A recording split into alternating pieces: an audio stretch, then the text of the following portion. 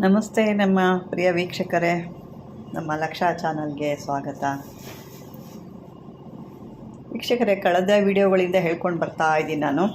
ನಿಮಗೆ ಏನಪ್ಪ ಬರೀ ಇದನ್ನೇ ತೋರಿಸ್ತಾ ಇರ್ತಾರೆ, ಬೇರೆ ಏನು ಮುಂದಕ್ಕೆ ಹೋಗಲ್ವಾ ಅಂತ. ಯಾಕೆಂದರೆ ಇದಿಲ್ಲ ಅಂದರೆ ಜೀವನ ಇಲ್ಲ. ಯಾಕೆಂದರೆ ಕೆಲವರು ಎಷ್ಟೋ ಲಕ್ಷಾಂತರ ರೂಪಾಯಿ ಕಳ್ಕೊಂಡಿರ್ತಾರೆ. ಅವರು ಇಂಪ್ರೂವ್ಮೆಂಟ್ ಆಗಲಿಲ್ಲ ಅಂತಂದರೆ ಅವ್ರ ಜೀವನ ಏನು ಮಾಡಬೇಕಿಲ್ಲ, ಅದನ್ನು ಕ್ಲೋಸ್ ಮಾಡಬೇಕಾ ಅಥವಾ ನಡ್ಸ್ಕೊಂಡು ಹೋಗಬೇಕು ಅಂದರೆ ಕಷ್ಟ ತಪ್ಪಲ್ಲ. ನಡೆಸಲಿಲ್ಲ ಅದನ್ನು ಮುಚ್ಚೋಣ ಅಂದರೆ ಒಂದು ದೈವದ್ದು ಭಯ ನಡೀತಿರೋವಂಥದ್ದು. ಹೇಗೆ ನಾನು ಮುಚ್ಚೋದು, ಹೇಗೆ ಏನಾಗುತ್ತೋ ಹೆಂಗಾಗುತ್ತೋ ಅನ್ನೋ ಭಯ. ಇಂಥದಕ್ಕೆಲ್ಲ ಅದಕ್ಕಾಗಿ ನನಗೆ ಬರ್ತಿರೋ ಕಾಲ್ಗಳು ಅದೇ ರೀತಿ ಇರೋದ್ರಿಂದ ನಾನು ಕೂಡ ಅಂಥದ್ದನ್ನೇ ತೋರಿಸ್ತಾ ಇದ್ದೀನಿ. ಇದನ್ನು ಬೇಕೋ ಬೇಡವೋ ನಿಮಗೆ ಸೇರಿದ್ದು, ನಿಮಗೆ ಬೇಕಾದರೆ ಉಪಯೋಗಿಸ್ಕೊಳ್ಳಿ ಅಂತ ಹೇಳ್ತಾ ಬನ್ನಿ. ನಾನು ಕಳೆದ ವೀಡಿಯೋದಲ್ಲಿ ನಿಮಗೆ ಕೆಲವು ಗಂಧಾಷ್ಟಕಗಳನ್ನ ಹೇಳಿದ್ದೆ. ನಾನು ಒಂದು ವಿಷ್ಣು ಗಂಧಾಷ್ಟಕ ಕೂಡ ಮಾಡಿ ತೋರಿಸಿದ್ದೆ ನಿಮಗೆ. ಅದೇ ರೀತಿ ಹೆಣ್ಣು ದೇವರುಗಳು ಕೂಡ ಬರುತ್ತೆ. ಅದು ವಿಷ್ಣು ಅಂದರೆ ಗಂಡು ದೇವ್ರಿಗೆ ಮಾತ್ರ ಬಂದರೆ ವಿಷ್ಣುಗೆ ಸಂಬಂಧಪಟ್ಟಂಥದ್ದಕ್ಕೆ ನಾನು ಹೇಳಿದ್ದೆ. ಇನ್ನು ಶಿವ ಗಂಧಾಷ್ಟಕ ಕೂಡ ಹೇಳಿದೆ. ಶಿವನಿಗೆ ಸಂಬಂಧಪಟ್ಟ ಅಂಥದ್ದು ಕೂಡ ನಾನು ಹೇಳಿದ್ದೆ. ಅಂದರೆ ಶಿವನಿಗೆ ಸಂಬಂಧಪಟ್ಟಂಥದ್ದು ನಾನಿನ್ನು ಹೇಳಿಲ್ಲ, ಅದು ಮಾಡಿ ತೋರಿಸಿಲ್ಲ ನಿಮಗೆ. ಈಗ ನಾನು ಕೇಳ್ತಾ ಇರೋದು, ಯಾಕಂದರೆ ನಾನು ಸಾಕಷ್ಟು ಜನ ಕೇಳ್ತಾ ಇದ್ರಿ, ನೀವು ವಿಷ್ಣು ಗಂಧಾಷ್ಟಕ ತೋರಿಸಿದ್ರಿ, ಹೆಣ್ಣು ದೇವರುಗಳಿಗೆ ನೀವು ತೋರಿಸಲಿಲ್ಲ ಅಂತ ಕೇಳ್ತಾ ಇದ್ದೀರಾ. ಹಂಗಾಗಿ ಇದಕ್ಕೆ ಬಂದು ಹೆಸರು ಶಕ್ತಿ ಗಂಧಾಷ್ಟಕ. ಯಾಕೆಂದರೆ ಹೆಣ್ಣು ದೇವರು ಅಂದ್ರೇ ಒಂದು ಶಕ್ತಿ, ಹಾಗಾಗಿ ಶಕ್ತಿ ಗಂಧಾಷ್ಟಕ ಅಂತ ಇದಕ್ಕೆ ಹೇಳ್ತಾರೆ. ಇದಕ್ಕೂ ಕೂಡ ಸುಮಾರು ಮೂಲಿಕೆಗಳನ್ನೆಲ್ಲ ಹಾಕಿ, ಇದು ಸುಮಾರು ಮೂಲಿಕೆಗಳು ಅಂದರೆ ಒಂದಲ್ಲ ಎರಡಲ್ಲ 27 ಮೂಲಿಕೆಗಳು ಹಾಕಿ ಮಾಡೋ ಅಂಥದ್ದು. ಇದು ಸಾಕಷ್ಟು ಕಷ್ಟ ಇದೆ, ಕುಟ್ತಾ ಇರಬೇಕು. ಮತ್ತು ಜರಡಿ ನೋಡಿ, ನಾನು ಈ ಥರ ಎಲ್ಲ ಕುಟ್ಟಿ ತೆಗೆದು ಜರಡಿ ಹಿಡಿಬೇಕು. ಅದನ್ನು ಅಷ್ಟು ನೈಸಿಗೆ ಬರಬೇಕು ಅಂದರೆ ಭಾಳ ಕಷ್ಟ ಆಗುತ್ತೆ ನೋಡಿ. ಈ ರೀತಿ ಕುಟ್ಕೋಬೇಕು, ಮತ್ತು ಅದನ್ನು ಆ ರೀತಿ ಜರಡಿ ಹಿಡಿದು ಪೌಡ್ರ್ ಮಾಡ್ಕೋಬೇಕು. ಈ ಲೆವೆಲಿಗೆ ಬಂದಿದೆ ನೋಡಿ, ಈಗ ಎಷ್ಟು ನುಣ್ಣಗೆ ಇದಕ್ಕೆ ಬಂದಿದೆ. ಇದನ್ನು ನೀವು ಅಷ್ಟು ಇದಕ್ಕೆ ಬಂದಿದೆ. ಇದು ಅದ್ಭುತವಾದಂಥ ಗಂಧಾಷ್ಟಕ. ಕೆಲವು ಒಂದೊಂದು ರೀತಿ ಬರುತ್ತೆ. ವಿಷ್ಣು ಗಂಧಾಷ್ಟಕ ಬೇರೆ ರೀತಿ, ಅದು ಪೇಸ್ಟ್ ಥರ ಬಂದಿತ್ತು.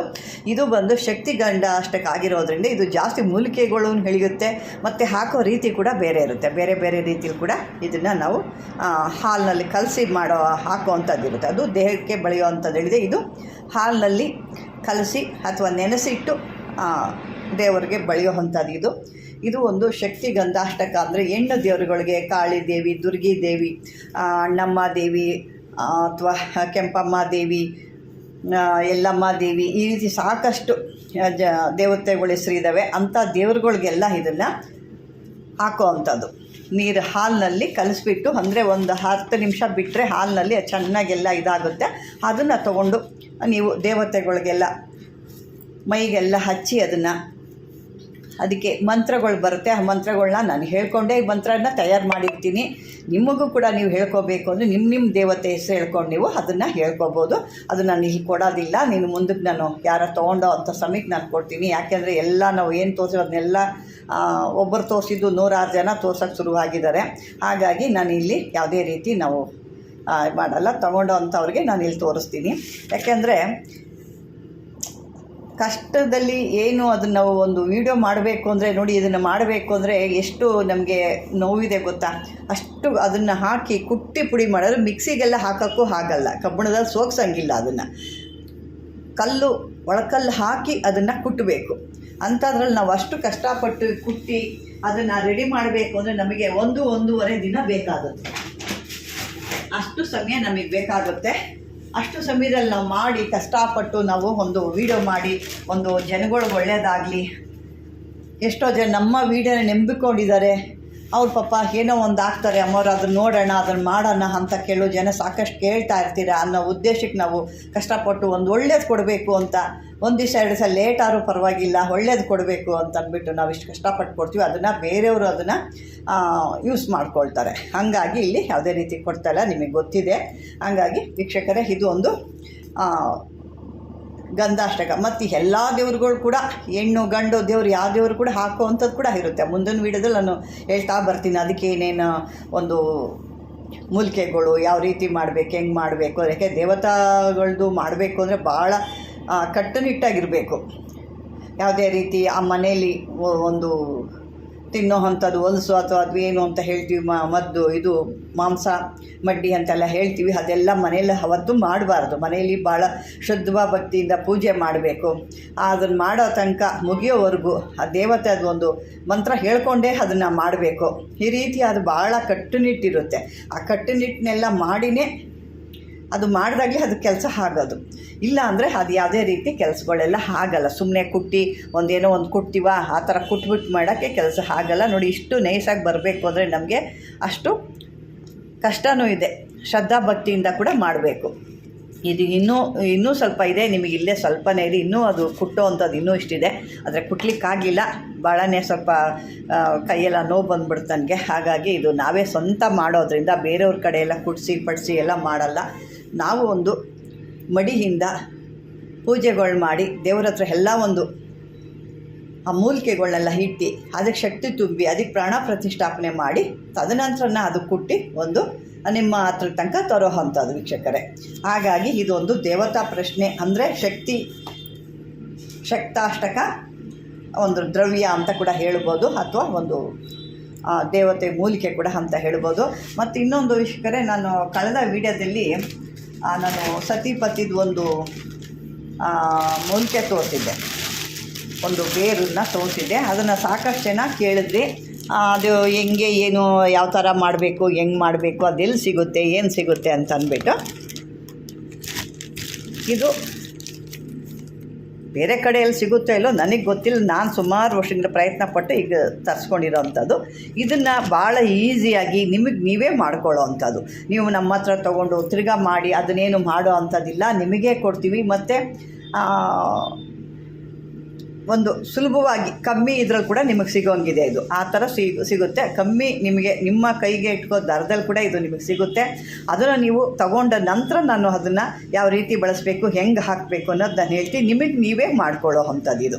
ಯಾಕೆ ಸಾಕಷ್ಟು ಜನ ಕರೆ ಮಾಡ್ತಾನೆ ಇದ್ದೀರಾ, ಹೆಂಗೆ ಮಾಡಬೇಕು, ಅದೆಲ್ಲಿ ಸಿಗುತ್ತೆ, ಅದಕ್ಕೇನು ಹೆಸರು ಅಂತ ನನಗೂ ಹೇಳಿ ಸಾಕಾಯಿತು. ಎಷ್ಟು ಜನಕ್ಕೆ ಅಂತ ಹೇಳೋಕ್ಕಾಗುತ್ತೆ, ಹೇಳಿದ್ದೀನಿ ಅದ್ರ ಬಗ್ಗೆ, ಮತ್ತೆ ಕೇಳ್ತಾ ಇದ್ದೀರಾ. ಹಾಗಾಗಿ ಇದ್ರ ಬಗ್ಗೆ ಮತ್ತೊಮ್ಮೆ ನಾನು ಅದನ್ನು ಹೇಳ್ತಾ ಇದ್ದೀನಿ. ಬೇಕಾದವರು ಅದನ್ನು ಪಡ್ಕೋಬೋದು, ನಮ್ಮಲ್ಲೇ ಸಿಗುತ್ತೆ. ಮತ್ತು ಇನ್ನೊಂದು ಏನಪ್ಪ ಅಂದರೆ ಅದು ನೀವೇ ಮಾಡ್ಕೊಳ್ಳೋ ಅಂಥದ್ದು. ನಾವೇನು ಅದನ್ನು ರೆಡಿ ಮಾಡಿ ಏನಿಲ್ಲ, ನಿಮಗೆ ಹೇಳ್ತೀವಿ ಈ ರೀತಿ ಮಾಡ್ಕೊಳ್ಳಿ. ಭಾಳ ಸುಲಭ, ಭಾಳ ಏನು ಇದಿಲ್ಲ. ಮತ್ತು ನಿಮ್ಮ ಕೈಗೆ ಇಟ್ಕೋ ದರದಲ್ಲೇ ಸಿಗುತ್ತೆ, ಹೆಚ್ಚಿಗೆನೂ ಏನು ಇದಾಗಲ್ಲ, ನಿಮಗೆ ಕಮ್ಮಿ ಇದರಲ್ಲೂ ಸಿಗುತ್ತೆ. ಅದನ್ನು ಮಾಡ್ಕೊಂಡು ನಿಮ್ಮ ಸಂಸಾರಗಳನ್ನ, ನಿಮ್ಮ ಒಂದು ಜೀವನನ ಕಾಪಾಡ್ಕೊಳ್ಳಿ ಅಂತ ಹೇಳ್ತೀನಿ ವೀಕ್ಷಕರೇ. ಈಗ ನೀವು ಇದುವರೆಗೂ ಈ ಒಂದು ಗಂಡ ಹೆಂಡತಿ ಅಥವಾ ಮಕ್ಕಳು ಯಾವುದೇ ಇರಲಿ ಅಂಥವರ ಒಂದು ಇದಕ್ಕಾಗಿ ನೋಡಿದ್ರೆ, ಈಗ ನಾವು ಶಕ್ತಾಷ್ಟಕ ನೋಡ್ತಾ ಇದ್ದೀರಾ.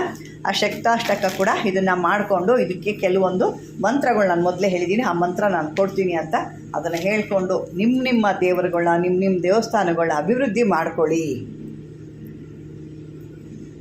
ಯಾಕೆ ಅಂತಂದರೆ ಕಟ್ಟಿರೋದೇ ಒಂದು ಉನ್ನತ ಸ್ಥಾನಕ್ಕೆ ಹೋಗಬೇಕು, ಒಂದು ಒಳ್ಳೆ ಆ ದೇವಸ್ಥಾನ ಒಂದು ಎತ್ತರವಾಗಿ ಬೆಳಿಬೇಕು, ಒಂದು ಹೆಸರು ಬರಬೇಕು, ಒಂದು ಪ್ರಸಿದ್ಧಿ ಬರಬೇಕು, ನಮಗೊಂದು ಇಂಥ ಒಂದು ದೇವಸ್ಥಾನ ಅಂತೆಲ್ಲ ಹೊಗಳ್ಬೇಕು ಅನ್ನೋದೇ ಎಲ್ಲರೂ ಮಾಡೋ ಅಂಥದ್ದು.